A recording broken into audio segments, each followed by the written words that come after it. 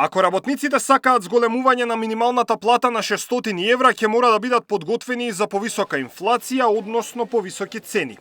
Експертите велат, примамливо звучи примањата да се зголемат за 50%, но доколку не е подкрепено со зголемена продуктивност, тоа не може да помине без ефекти во економијата. Упорноста на инфлацијата која што ја видовме во текот на 25-та и особено во втората половина од 25-та година, во голема мера може да се припише на динамиката на пензиите која што беше предизвикана од адхок зголемувањата. Во кумулатив тие изнесуваа сега со март ќе изнесува 7.000 денари месечно по пензионер.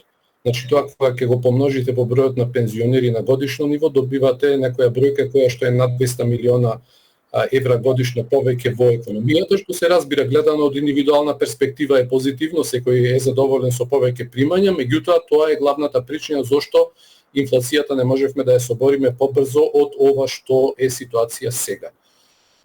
Значи, ако зборуваме за зголемување од тој обем и повеќе по работници имаме дупло повеќе од пензионери, тогаш може да замислите каков притисок тоа ќе направи врз инфлацијата. Во меѓувреме, Сојузот на синдикати објави податоци од извештај на Меѓународната организација на трудот, според кои продуктивноста на македонскиот работник е над просекот на светско ниво. Тој е двојно попродуктивен отколку што е платен. Според ССМ, македонскиот работник со минимална плата добива 17% од вредноста што просечно ја создава во еден месец. Продуктивноста во Македонија изнесува околу $34 од одработен час, 1768 денари. Македонија, а пред се македонските работници се продуктивни над светскиот просек, $23,27.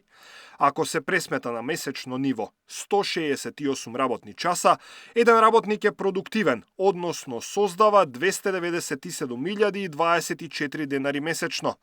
Нето минималната плата во Македонија изнесува 24.379 денари, велат од ССМ.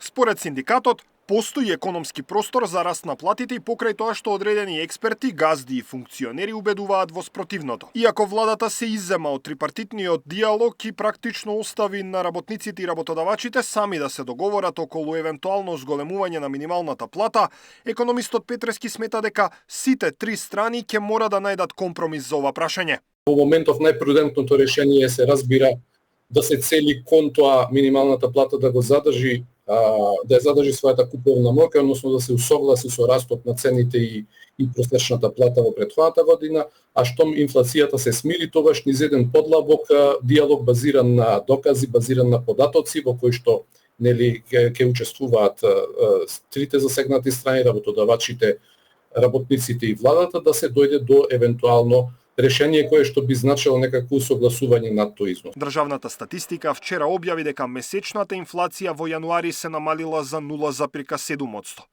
Тоа според експертите е добар индикатор, но се уште постојат ризици, како домашни, така и глобални. Тоа значи дека допрва ќе стане појасно дали годинава инфлацијата ќе се стабилизира. Очекувањата на владата се дека до крајот на годината стапката на инфлација ќе биде под 3%. Даниел Василев, Сител телевизија.